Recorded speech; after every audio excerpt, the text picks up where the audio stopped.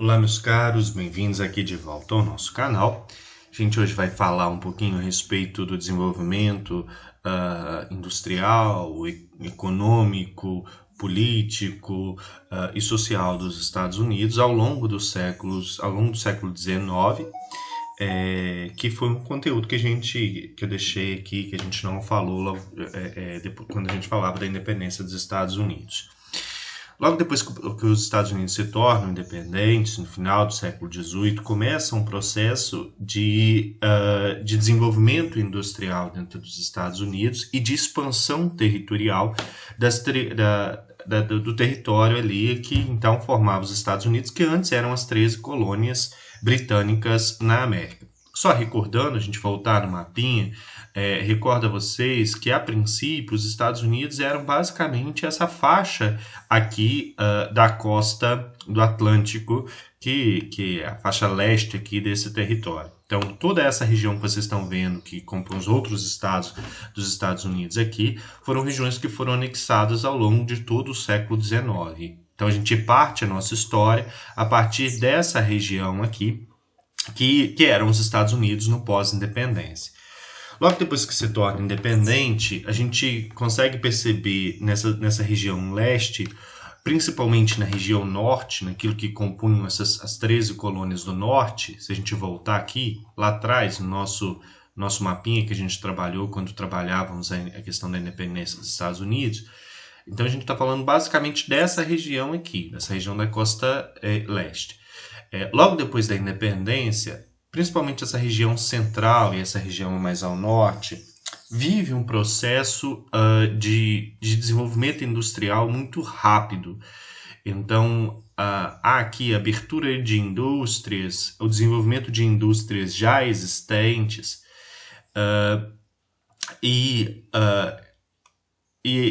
então há um crescimento econômico muito grande dentro dessa região. Primeiro, porque houve um incentivo do governo norte-americano para o desenvolvimento dessas indústrias nesse primeiro momento. E segundo, porque há um desenvolvimento que ele vem do próprio desejo, da própria vontade daquelas pessoas que já estavam envolvidas no processo de abertura de empresas e de afirmação dessas empresas ali nos Estados Unidos, essas indústrias. E dentro dessa região norte veio se desenvolvendo ainda no período colonial uma ideia de utilização de mão de obra livre, assalariada, o que fazia com que, quanto mais essas indústrias se desenvolviam, mais empregos eram gerados, mais salários eram pagos, então mais pessoas recorriam ao mercado. Então há um crescimento econômico, porque há dinheiro em circulação, a compra e a circulação de produtos. E isso acaba acarretando na atração de pessoas para dentro dos Estados Unidos, porque viam os Estados Unidos como essa terra da liberdade, de uma das primeiras colônias a se tornar livre, e uma terra da prosperidade, onde se percebia esse desenvolvimento industrial, onde teria emprego, onde teria vantagens econômicas. Então, nesse sentido, ocorre no final do século XVIII e início, nas primeiras décadas do século XIX, a chegada de muitos imigrantes dentro dessa região, dessa costa leste dos Estados Unidos, pessoas que vinham à procura de emprego, à procura de trabalho nessas indústrias, por conta da oferta de trabalho em função desse desenvolvimento industrial, e pessoas que vinham também com interesse de investir dentro daquela região, de abrir indústrias dentro daquela região, porque entendiam que era um território próspero para esse tipo de atividade. Então, nesse sentido, ocorre a chegada desses imigrantes que vão atuar tanto na abertura de empresas quanto na questão da mão de obra. E aí a gente tem um problema que começa a ser gerado dentro dessa sociedade norte-americana, que é a questão de como lidar com esses imigrantes que estavam, então, chegando dentro desse território. Eles eram importantes porque eram pessoas que traziam dinheiro, que traziam investimento, e eram importantes também porque ofereciam essa mão de obra. E era preciso fazer com que essas pessoas se fixassem primeiro nessa região leste, onde estava, né, nessa região leste dos Estados Unidos, nessa costa leste, onde estavam as principais indústrias e onde estava o coração financeiro dos Estados Unidos naquele período. Então criou-se a princípio uma regra que proibiu que esses imigrantes que chegassem tivessem acesso a terras nas regiões mais oeste dos Estados Unidos. Então proibiu-se essas pessoas de terem terras aqui nessa região ou de promoverem processos de expansão para a região mais a oeste dos Estados Unidos, permitindo assim que elas ficassem concentradas nessa região na costa leste para ser utilizada para fornecer, para ter acesso, para que essas indústrias tivessem acesso à mão de obra e ao mesmo tempo para que os investimentos ficassem concentrados nessas regiões. Então, desenvolveu-se sociedades muito urbanizadas, pessoas bairros de operariado, pessoas que moravam ali e trabalhavam naquelas indústrias ao redor dos Estados Unidos. E só que com o passar do tempo, com o passar dos anos, percebeu-se que a quantidade de pessoas nessa região estava crescendo muito. Então, nesse sentido, o governo começou um processo de tentativa de expansão do território dos Estados Unidos rumo ao oeste. E essa expansão, ela tinha dois viés. Ela tinha um viés político, porque era necessário anexar terras que não pertenciam aos Estados Unidos, porque antes a gente tinha basicamente, como eu disse para vocês, essa região da costa leste como formadora dos Estados Unidos. Então era preciso conquistar outras regiões e também era preciso garantir a ocupação dessas regiões. Para poder garantir a ocupação dessas regiões no movimento posterior, quando já há uma quantidade muito grande de investimentos dentro dessa região da costa leste, uma quantidade de pessoas que abasteça essas indústrias com mão de obra, os Estados Unidos tiram aquelas restrições, aquelas dificuldades de acesso à terra na região mais oeste para esses imigrantes que chegavam. E cria estratégias, inclusive, para poder incentivar a ocupação desse território por esses imigrantes.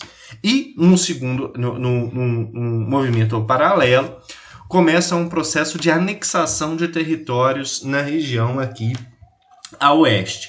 Primeiro, com a região da Louisiana e a região aqui da Flórida. A região da Louisiana pertencia à França e os Estados Unidos, por terem gerado riqueza e acumulado essa riqueza ao longo do tempo, tinha dinheiro acumulado, comprou a região da Louisiana da França.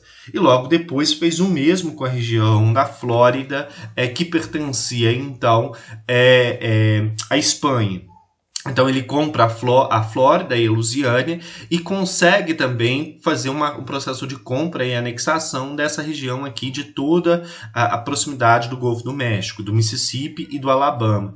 Então aquelas colônias que antes pertenciam aos Estados Unidos, que antes era somente essa costa leste, passa a ter sua extensão aqui também na Flórida, no Alabama, no Mississippi e na Louisiana. Então, há um processo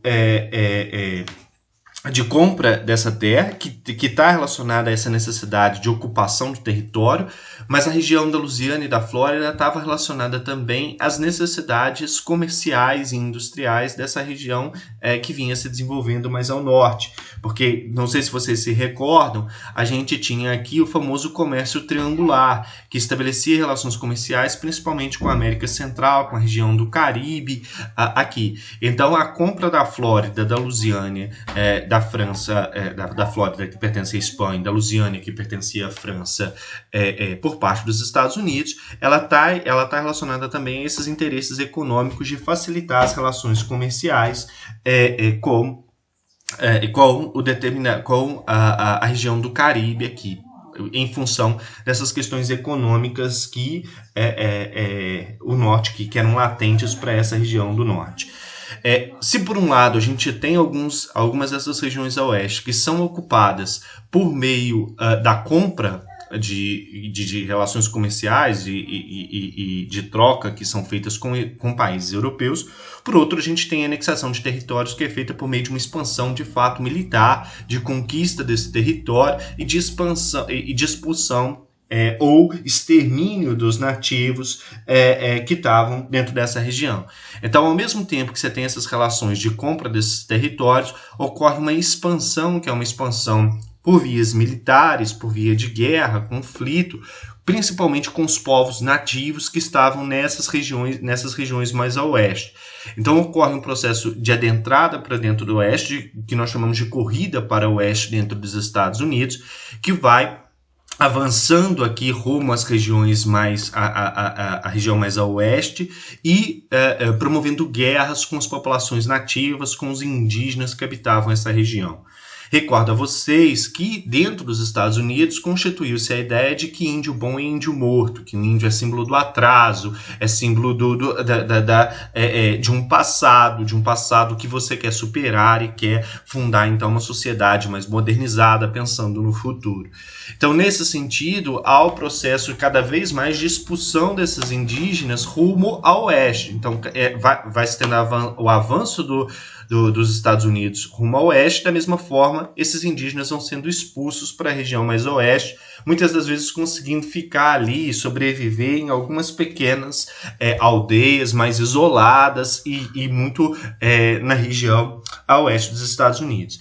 Essa região essas ocupações que são feitas na região oeste dos Estados Unidos, naquilo que convencionou-se chamar de interior dos Estados Unidos, é uma ocupação que ela visava principalmente a produção de matéria-prima para abastecer essas indústrias que se desenvolviam na costa leste e produção também de alimentos para abastecer toda essa sociedade. Então, na região mais ao interior, aqui, Wisconsin, Illinois, Iowa, Minnesota, a gente vai ter a abertura a fundação de algumas fazendas aqui para a produção de matéria-prima e produção de alimentos para abastecer essa área mais industrializada. E aí, muitas das ocupações que vão ser feitas dentro dessas fazendas vão ser por conta desses imigrantes que chegavam da Europa, vinham da Europa fugindo das péssimas condições de vida que viviam dentro da Europa. Alguns nobres fugiam da Europa em função das revoluções que a gente estudou que estavam acontecendo dentro da Europa na transição do 18 para o 19. Então, viam na América uma possibilidade de melhoria da sua condição de vida ou de continuidade de uma certa condição de vida que eles já não tinham condições de ter mais dentro da Europa. Então, nessa região aqui do interior dos Estados Unidos, a gente vai perceber essa ocupação de imigrantes e a ocupação de algumas pessoas também que migram dessa região aqui mais ao norte para o interior. E aí a gente vai ter a famosa a figura dos Yankees, que são esses indivíduos nórdicos que vão abrir essas fazendas e, portanto, eles vão trazer nesse processo de ocupação uma certa ideia de ética cristã, de moral judaico-cristã de se afirmar. Então aqui a gente tem famílias mais tradicionais. Isso ficou muito latente nessa eleição que a gente teve agora em 2020 do Trump nos Estados Unidos. Isso, a todo momento isso vinha no jornal, que o interior dos Estados Unidos, na verdade, ele tem uma ocupação que é muito diferente das áreas urbanas, porque nas áreas urbanas você tem um operariado, você tem pessoas que sofrem com condições precárias de trabalho, você tem uma população que de certa forma é marcada pela exclusão, pela questão da exclusão não só social, mas a exclusão também racial, porque são pessoas que trabalham diretamente nas indústrias. Já o interior é formado por famílias mais tradicionais, famílias que têm uma determinada ética moral, uma moral ética, isso logicamente entre aspas, que trazem valores que dialogam muito com os princípios defendidos pelo Donald Trump. Então, o Trump ele acaba se saindo melhor no interior do que nas áreas urbanas. Por quê? Por conta dessa ocupação que a gente está falando, que a gente está estudando aqui lá atrás nos Estados Unidos. Essa região mais ao sul aqui, a região do Texas, Novo México, Arizona, Nevada, Utah, até o Colorado, foram regiões que foram anexadas, que pertenciam antes ao México. Na verdade, não era ao México que pertencia, né? Pertencia à Espanha, mas no início do século XIX o México consegue a sua independência. A anexação desse território aos Estados Unidos começa com uma revolta que ocorre aqui no Texas em 1836. O Texas tenta se tornar independente do México, faz uma revolta e se torna uma república independente, o que eles chamavam de República de Estrela Solitária, em 1836. E 10 anos depois, o Texas reivindica a anexação aos Estados Unidos, reivindica passar a fazer parte dos Estados Unidos, e os Estados Unidos entram numa guerra junto ao Texas contra o México para poder promover essa anexação. E em 1848, o Texas, então, é anexado aos Estados Unidos. E junto ao Texas, os Estados Unidos conseguem anexar também o Novo México, Arizona, Nevada, Utah e Colorado, que eram regiões, então, que pertenciam ao México. Então, começa esse processo de ocupação. Repare que ele começa logo depois do processo de independência, já em 1780, e vai se arrastar até meados do século XIX, ou seja, até por volta de 1850. E todo esse processo de expansão que a gente vem falando aqui, ele é um processo que foi facilitado principalmente pela construção de uma série de linhas férreas que ligava o oeste dos Estados Unidos à costa leste dos Estados Unidos. A gente tinha, por exemplo, uma linha férrea que ligava a Califórnia aqui até a região aqui de Nova York, a região de a região próxima a Washington aqui, Nova York, toda essa região. Então você tinha uma linha férrea que cortava os Estados Unidos de leste a oeste, para facilitar o transporte de pessoas, o transporte de matéria-prima e de diversas mercadorias que eram produzidas no interior desse território. Então foi criado desde o meados do século XIX estruturas de transporte que facilitavam a comunicação entre esses estados. Voltando aqui à nossa apresentação, eu disse para vocês então que há esse processo de corrida para o oeste, essa expansão rumo ao oeste dos Estados Unidos, facilitando o acesso à terra a esses imigrantes que vinham de fora, principalmente após a Guerra de Secessão, que a gente vai falar daqui a pouco. Então, essa facilidade de acesso à terra ela ocorre só em um segundo momento, porque a princípio criam-se estratégias para se prender esses imigrantes nessa região mais industrializada, porque necessitava-se de matéria-prima e da concentração desse investimento nessas regiões. E logo depois, então, quando supre essa necessidade, começa um processo de expansão rumo a esse oeste, que é um processo de expansão que visava principalmente garantir acesso à matéria-prima e garantir a produção de alimentos para abastecer toda essa região. Esse oeste ele é um oeste considerado despovoado, porque embora a gente tivesse ali populações nativas, tribos, grupos de nativos, indígenas norte-americanos, esses indígenas eles não são considerados cidadãos ou indivíduos.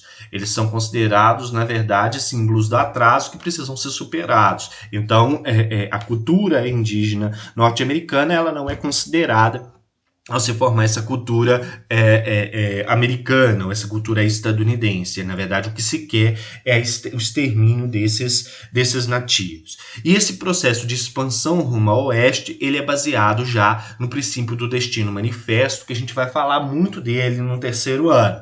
A ideia do Destino Manifesto, ela está por trás da formação do próprio Estados Unidos. Destino Manifesto, o que significa isso? Significa que os Estados Unidos, eles compreendem, a sociedade estadunidense e o governo estadunidense compreende que há por trás um destino traçado por trás da formação dos Estados Unidos. A ideia de que eles precisam defender a democracia e precisam defender uma determinada ética, uma determinada moral no mundo como um todo. Então, essa seria a filosofia que movimentaria a sociedade e o governo norte-americano.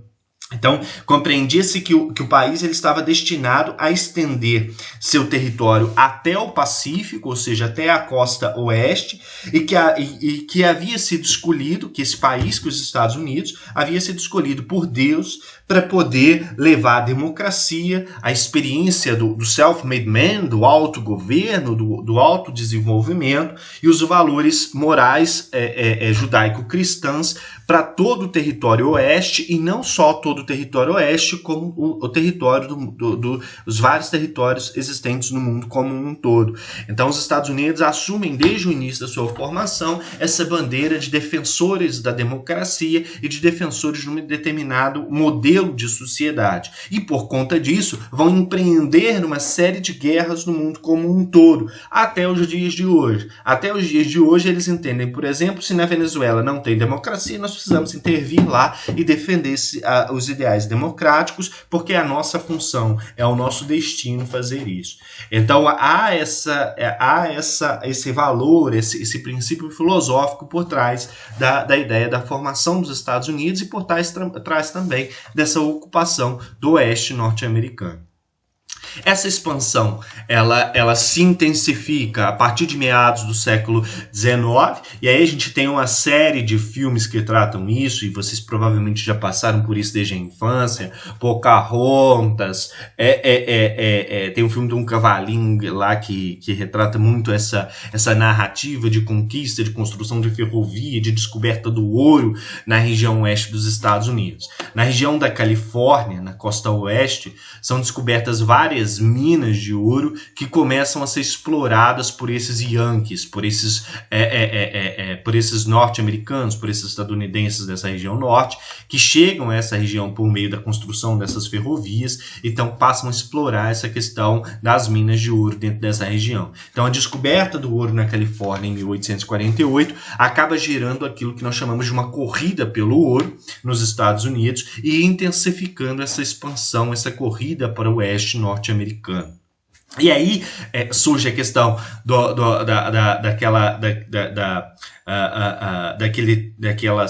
daquelas cidades onde você tem aquelas disputas de faroeste, aquelas brigas entre as lideranças locais, os generais, a questão do indígena sempre ali assaltando essas cidades, sendo visto como esse bandido que precisava ser combatido. Então todas essas narrativas que a gente está acostumado aí, principalmente pela questão do cinema hollywoodiano que chega pra gente, ela está inserida nesse discurso de expansão rumo a oeste, que forma essa narrativa histórica. Ela forma um mito dentro dos Estados Unidos, que é o mito do herói americano, o pioneiro, o desbravador, aquele indivíduo que vai à frente, que abre a fronteira, que funda, que cria cidades, que cria fazendas e faz surgir do nada uma riqueza. É a figura do self-made man, o homem individualista que consegue desenvolver a sua riqueza, fazer aquela terra prosperar do nada. Então forma-se esse ideal de indivíduo dentro dos Estados Unidos, aquele que é capaz de, por conta da sua própria ação, gerar riqueza e fazer uma determinada região desenvolver.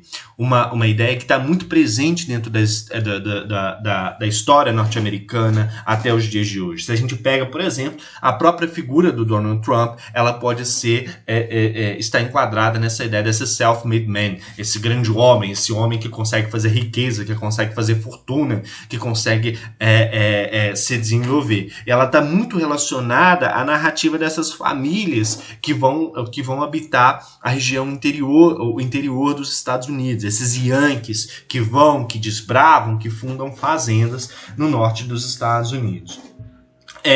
Houve resistência das populações indígenas que estavam dentro desse território. É logicamente que os índios não saíram, os nativos não saíram dentro do seu território sem resistir. Eles atacavam cidades, eles resistiam a esse avanço rumo ao oeste.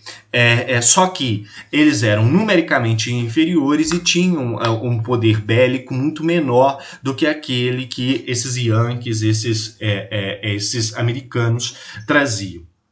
Portanto, eles acabavam estando numa condição inferior nessa guerra. E os cidadãos norte-americanos, cidadãos estadunidenses, aqui a gente já pode falar de cidadão, porque a gente já tem os Estados Unidos formado, essas pessoas que avançavam rumo ao oeste, criaram uma estratégia de eliminar aquela que era a principal fonte de alimento desses nativos, que eram os búfalos. Então houve uma caça aos búfalos dentro dos Estados Unidos, um extermínio desses búfalos na região oeste dos Estados Unidos, e isso teve como consequência direta a questão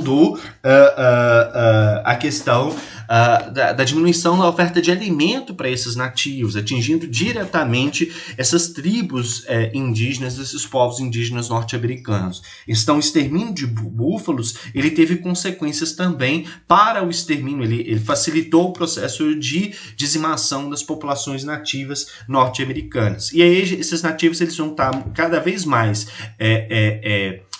circunscritos a uma área menor, uma área isolada, muito nessa região oeste dos Estados Unidos, e passam a sobreviver principalmente de ataques que eram feitos às cidades que iam se formando nessa região oeste dos Estados Unidos. E quando faziam esses ataques, eram muitas das vezes exterminados durante esses ataques. E isso aparece em filmes, isso está na nossa mente muito mais do que a própria questão de extermínio dos nativos brasileiros, porque a gente constantemente assiste esses filmes, eles chegam pra gente em uma quantidade muito maior do que aqueles que falam a respeito da realidade brasileira. Essa ocupação para o oeste, ela se intensificou principalmente a partir da instituição do Homestead Act, ou de uma lei de ocupação de terras nessa região oeste, que foi instituída em 1862, depois da Guerra de Secessão. A Guerra de Secessão é uma guerra que foi disputada entre essa região mais ao norte com a região mais ao sul dos Estados Unidos, principalmente a Carolina do Sul e a Geórgia, por questões que eram questões sociais, a questão da escravidão, mas principalmente questões econômicas, de desenvolvimento econômico, de cobrança de impostos. Então o norte dos Estados Unidos brigou com o sul, e o sul chegou a se separar do norte dos Estados Unidos. Só que o norte tinha muito mais poder econômico e poder militar, então, portanto, ele consegue ganhar a guerra, conforme a gente vai ver daqui a pouco. E quando termina a Guerra de Secessão, o norte dos Estados Unidos lança uma regra que permitia que os chefes de famílias, os homens maiores de 21 anos, que não pegaram em armas contra o norte, contra a União, durante a Guerra de Secessão, poderia se apropriar de 160 acres de terras públicas, ou seja, poderia se apropriar de um grande território pertencente ao Estado, e depois de 5 anos fazendo aquela terra do Estado se tornar produtiva, reclamar o título de propriedade dessa terra, ou reclamar, ou pedir a posse dessa terra antes mesmo desses 5 anos, desde que ele quitasse, desde que ele fizesse um pagamento em dinheiro por essa terra. E aí, nesse sentido, não há nenhuma restrição a imigrante. Mesmo os imigrantes poderiam se ocupar dessa terra, desde que tivessem homens maiores de 21 anos que nunca pegaram em armas contra essa região do norte, contra aquilo que era chamado de União, contra os Estados Unidos, durante a Guerra de Secessão. Isso garantiu a algumas famílias a posse de grandes terras e ajudou nessa ocupação, nessa formação dessas grandes fazendas na região oeste dos Estados Unidos.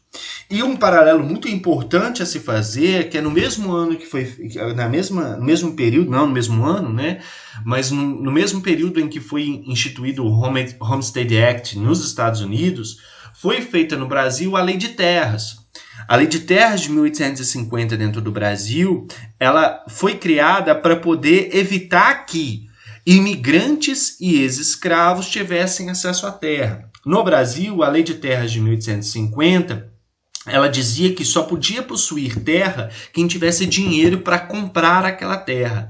Então ela vem num sentido diferente daquilo que ocorre dentro dos Estados Unidos. Dentro dos Estados Unidos há um incentivo de ocupação dessa terra aos imigrantes. Dentro do Brasil, a Lei de Terras de 1850, ela visava, sobretudo, evitar que os imigrantes que começavam a chegar no Brasil e aqueles escravos que conseguiam a sua liberdade tivessem acesso à terra. Então, no Brasil, a Lei de Terras acabou fortalecendo o ideal latifundiário, o ideal da grande propriedade nas mãos de um pequeno grupo social que era aquele que podia pagar. Nos Estados Unidos, o Homestead Act até gerou a ideia da grande propriedade, da grande fazenda, mas qualquer imigrante, qualquer pessoa que chegasse e não tivesse lutado contra a União, poderia ter acesso a essa terra. Então, há consequências distintas. No Homestead Act, você tem essa permissividade para que o imigrante tenha acesso à terra. No Brasil, a Lei de Terras ela visa principalmente limitar o acesso à terra a esse imigrante, conforme a gente vai ver no final desse ano.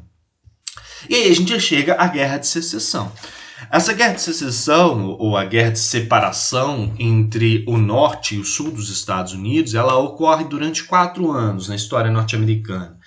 Basicamente 100 anos depois da independência dos Estados Unidos, e ela é resultado principalmente das grandes disparidades e divergências econômicas que se tem entre o norte e o sul. Lembra vocês que o norte, desde o início, ele se desenvolve numa produção que ela é da pequena propriedade, com uma produção para abastecer o mercado interno, você tem uma ampla produção industrial, desenvolvimento de indústrias, de produtos manufaturados, para abastecer não só o mercado interno norte-americano, como para abastecer o mercado externo também. Já a região sul dos Estados Unidos, ela se desenvolve desde o início voltada para uma produção que é agrícola e que visa um mercado externo, então a produção econômica agrário exportadora, que muitas das vezes importava maquinário de fora dos Estados Unidos e utilizava como mão de obra a mão de obra escrava. E o norte já entregava a mão de obra livre desde o processo de formação dos Estados Unidos. Essas diferenças econômicas, sociais, políticas entre as duas regiões é que geram essa guerra entre o norte e o sul. E quando eu falo de guerra, é guerra mesmo, é arma, é conflito, é confusão, é babado, é tudo que vocês possam imaginar aí de conflito. Então, as divergências de ordem, a gente vai ter de ordem econômica, de ordem política e de ordem social. Vou começar aqui na questão da ordem econômica. O norte, em função da produção industrial, do desenvolvimento de produtos manufaturados internos dentro daquela região, e o norte, e a gente tem que ter em mente muito isso, o norte é onde está o coração político dos Estados Unidos, é a região onde tem mais gente, a região mais ocupada. Então, é dali que saem as principais decisões políticas. O norte dos Estados Unidos defendia uma política protecionista, ou seja, defendia que os Estados Unidos impusessem altos impostos alfandegários a produtos que vinham de fora, produtos que eram importados. Qual que era o objetivo disso? Favorecer as indústrias nacionais, porque você, impondo altos impostos para esses produtos que vinham de fora, consequentemente, você colocava o produto produzido dentro dos Estados Unidos a um preço mais acessível para a sociedade. Então, você favorecia as indústrias nacionais em detrimento das indústrias, principalmente das indústrias britânicas. Essa política ela ia na contramão dos interesses do Sul, que dependia da importação de alguns maquinários que vinham da Europa, principalmente da Inglaterra. Então o Sul ele defendia uma política livre-cambista, ou seja, sem esses altos impostos, impostos alfandegários, para poder facilitar a importação de produtos ingleses. Então, nesse sentido, há aqui já um choque de interesses. E há o norte batendo o martelo, dizendo que esses impostos eles tinham que ser de fato cobrados para favorecer a indústria nacional. E isso gera uma insatisfação por parte das elites do Sul, que dependiam dessa importação desses produtos manufaturados ingleses. Do ponto de vista social, a gente tem a questão da escravidão. Muito se fala que a Guerra de Secessão ela ocorreu só pela questão da escravidão. Não foi. O principal motivo da Guerra de Secessão está relacionado a essas divergências econômicas, a esses interesses distintos do ponto de vista econômico e interesses distintos do ponto de vista político. A escravidão ela perpassa a guerra, ela é uma das questões que se tornam muito latentes ao longo do conflito, principalmente porque os Estados Unidos, nos Estados Unidos nesse período, o Abraham Lincoln se faz presidente, então é marcado pelo governo de um indivíduo que incorporava o discurso abolicionista. Então isso acabou vindo à tona, passando muito para os livros didáticos. Mas a escravidão ela é uma questão menos importante do que a questão econômica na Guerra de Secessão, embora ela também seja importante. Por quê? Porque ela aponta para diferenças sociais que vêm dessa questão econômica também dentro dos Estados Unidos, entre o Norte e o Sul. O Norte, como desde o início trabalha com um trabalho livre e assalariado, ele defendia o fim da escravidão, principalmente nas colônias que começaram, nos estados que começavam a se formar na região oeste dos Estados Unidos. Porque, vamos lembrar, nesse momento os Estados Unidos estão consolidando esse processo de avanço ao oeste e muitos estados estavam sendo criados nessa região oeste. Então, a região norte dos Estados Unidos, onde estava o coração político, defendia que esses novos estados que se formassem não pudessem mais utilizar o trabalho escravo, mas tinham que instituir o trabalho livre assalariado para favorecer o mercado, porque o trabalhador livre assalariado, ele recorre ao mercado, ele tem dinheiro, então ele faz a economia girar.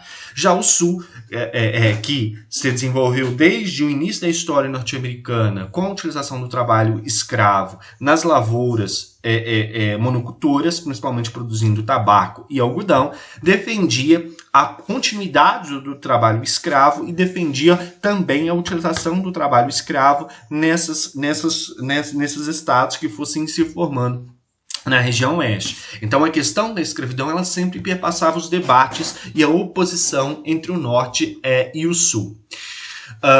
Nessa questão da escravidão, a gente tem dois pontos muito importantes. E isso advém, desculpe, mas eu preciso avançar aqui para depois voltar para essa questão da escravidão. A gente tem as questões políticas, que são muito latentes. O norte, como gerava muita riqueza e tinha ali o seu coração, o coração político ali, a presença das grandes indústrias e tal, ele começou uma política, o governo norte-americano começou uma política de investimento nessa região norte, investimento para a construção de ruas, construção de pontes, construção de prédios públicos, de escolas, de hospitais, e isso, na verdade, levou a uma formação de uma infraestrutura no norte que o sul não tinha. Só que para fazer toda essa infraestrutura era necessário gastos, dinheiro. Então, para melhorar a infraestrutura do norte, aumentou-se uma série de impostos dentro dos Estados Unidos. Só que os impostos eram cobrados de todos os estados, inclusive dos estados do sul. E essa talvez seja o principal motivo da guerra de secessão. Porque o sul tinha que pagar altas cargas de impostos. Era contrário à questão dos impostos alfandegários, porque isso era algo que atingia diretamente os interesses econômicos das elites sulistas, e pagava altas cargas de impostos e não via esses impostos sendo reinvestidos dentro dessa região, porque os impostos eram pagos e eram investidos na região ao norte. Por outro lado, e isso sempre era feito por quê? Em função da questão demográfica. A gente tem um aumento demográfico desde o início do século XIX, principalmente no norte, onde estão as indústrias, onde estão os investimentos, para onde esses imigrantes chegam. Então, os estados mais populosos, aqueles que recebem mais imigrantes, são os estados do norte. E se esses estados são os mais populosos, são eles que têm a maior representação dentro do parlamento norte-americano, dentro da Câmara dos Deputados e dentro do Senado estadunidense. Então, são eles que decidem as questões políticas e econômicas dentro dos Estados Unidos. Então, o Sul tem participação? Tem, mas é uma participação menor do que aquela que o Norte tem. Então, sempre as decisões elas eram tomadas de acordo com os interesses dessa elite do Norte e não dessa elite do Sul. E isso gerou uma insatisfação muito grande dessas elites do Sul, dessas elites sulistas, que eram contrárias a esse aumento de impostos, reivindicavam investimentos também dentro da região sul dos Estados Unidos, eram contrárias à política protecionista que o Norte empreendia, e eram contrárias às decisões que eram tomadas a respeito da escravidão. Que decisões são essas? E aí a gente tem o Senado e a Câmara dos Deputados, o Parlamento norte-americano, tomando duas decisões muito importantes que, de certa forma, afetam os interesses do Sul. Que primeiro é o compromisso de Missouri, em 1820, proibindo a criação de estados escravistas ao norte do paralelo 36 graus, 30 minutos, se eu não me engano, ou seja, se a gente pegar aqui no mapinha, proíbe-se a criação de outros estados que sejam escravistas acima aqui da região da Geórgia e da Carolina do Sul. Então toda essa região, todos os estados que fossem criados a partir desse momento não poderiam mais utilizar a mão de obra escrava a partir de 1820 pelo compromisso de Missouri. Mas preste atenção que ele não fala nada, não atinge os estados que eram criados no Sul. Mas, a partir de 1850, com o compromisso Clay, qualquer novo estado que se integrasse à União escolheria se utilizaria ou não o trabalho escravo. Então, ele deixa a questão para ser decidida pelo Estado, pelo governo do Estado, pelo princípio de federação norte-americano. Mas há a indicação de que ele não escolha o trabalho escravo, de que ele escolha o trabalho assalariado. E há a proibição que os estados que fossem criados ao norte não utilizassem, a proibição de que eles utilizassem para a utilização da mão de obra escrava ao norte por esses novos estados. Então essas questões da escravidão, elas são muito latentes, elas atingem diretamente o interesse das elites sulistas, elites que estavam relacionados ao tráfico de escravos, que estavam relacionados que entendiam que a utilização da mão de obra escrava era aquela que poderia movimentar de forma melhor essa economia. E aí, nesse sentido, em 1861, o conflito começa. E o conflito começa principalmente com a eleição de Abraham Lincoln, em 1861, para a presidência dos Estados Unidos. Abraham Lincoln, presidente que desde as suas campanhas defendia a proibição da escravidão para os estados que estavam sendo incorporados à União. Inclusive para esses estados que estavam sendo incorporados à União, os estados do Sul que estavam sendo incorporados à União. Repare que o Abraham Lincoln, em nenhum momento, embora ele trouxesse o discurso abolicionista, ele traz esse discurso para dentro do seu governo, ele traz esse discurso para a presidência. Ele não fala na questão de abolição da escravidão, ele fala na questão de limitar o avanço da escravidão. Ele fala, olha, a gente tem que garantir que os estados que sejam criados a partir de então, que sejam incorporados à União, não mais adotem a mão de obra escrava. E isso gera insatisfação nessas colônias do Sul, faz crescer a insatisfação nessas elites sulistas, uma insatisfação que já vinha em decorrência dos interesses econômicos que não eram seguidos. Então, nesse sentido, quando esses estados do Sul, principalmente a Geórgia e a Carolina do Sul, percebem que Abraham Lincoln toma atitudes que são contrárias aos seus interesses, esses estados, eles se declaram independentes da União. Eles falam, então a gente não faz parte mais da União, nós não fazemos parte mais dos Estados Unidos. Então há uma guerra de secessão, uma guerra de separação. Eles formam aquilo que eles chamam de Estados Confederados da América. Então eles formam como se fosse um país independente. Nem todos os estados do Sul romperam com a União. A gente tem alguns, principalmente a Geórgia, Carolina do Sul, que vão romper com a União, mas nem todos rompem. A gente vai ter alguns que continuam integrados à União. Essa guerra ela se alastra durante 4 anos. O fato dos estados do norte terem mais poderio econômico, poderio militar, uma maior quantidade de pessoas, faz com que em 1865 os estados do norte vençam a guerra e consigam então reincorporar os estados do sul à União. E aí sim, os interesses de Abraham Lincoln, eles se fazem presentes. Em 1863, o Abraham Lincoln, ele assina a proclamação ele assina a proclamação da emancipação, que previa a abolição da escravidão nos Estados Unidos. Embora esse ato ele tenha sido assinado em 1863, ele só foi incorporado em 1865 à legislação norte-americana.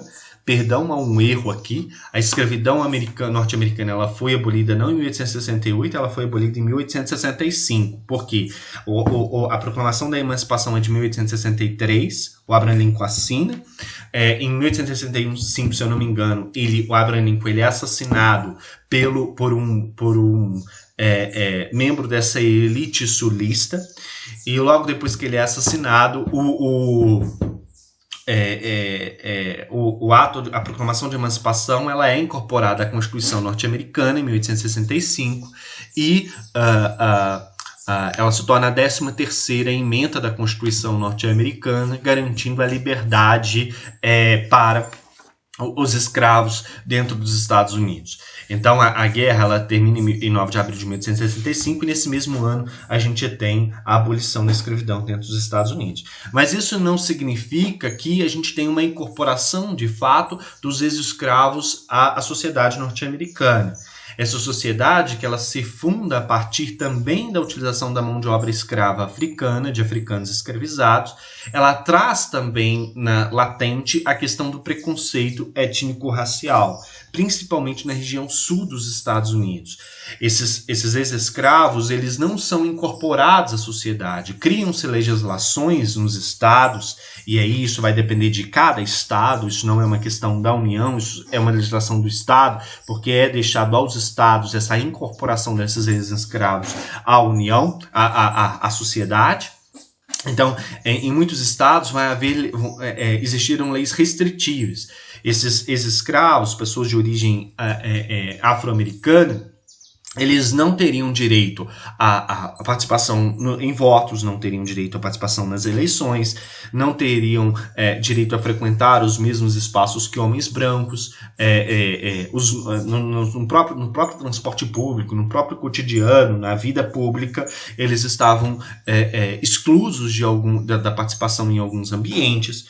Em algumas regiões surgiram sociedades que eram sociedades ligadas a uma discriminação racial mais efetiva, como a Ku Klux Klan, que existe até hoje nos Estados Unidos, que foi criada em 1865, no mesmo ano da abolição da escravidão dentro dos Estados Unidos, e que visava principalmente afastar esses afro-americanos da vida pública norte-americana e visava afastar, de fato, caçando, de fato, identificando essas pessoas e executando pessoas. Então havia muitos processos de pegar indivíduo, enforcar, matar e queimar indivíduo realmente nas ruas norte-americanas por esse grupo da Ku Klux Klan que existe até hoje dentro dos Estados Unidos. Então, eles não é um grupo, não é uma questão superada na sociedade norte-americana. O preconceito ele é muito latente ainda dentro dessa sociedade. Não é à toa que ações contra a população negra norte-americana elas resultam em reações da sociedade, principalmente da comunidade negra norte-americana como um todo, como a gente viu agora no movimento Black Lives Matter, que é a ideia de vidas negras importam, recordando todo esse processo de exclusão. E aí, para a gente poder fechar a aula e para que vocês tenham uma indicação aí para esse finalzinho de ano, eu deixo para vocês como indicação um filme chamado Grande Desafio, que retrata muito essa questão no sul dos Estados Unidos da exclusão dos negros, da participação social, passa o processo de lixamento de negros, o processo de exclusão dos negros das grandes universidades norte-americanas, e é uma boa indicação para que vocês assistam. Fica a dica, tá bom? Tem no YouTube, é só procurar lá, o nome O Grande Desafio. É um filme muito bom para assistir, inclusive com pais, com família, de modo geral. Abre muito a mente, tá bom? Agradeço a atenção de vocês, desejo a vocês aí um bom dia, uma boa noite, uma boa tarde e até o nosso próximo encontro aqui, tá bom? Obrigado.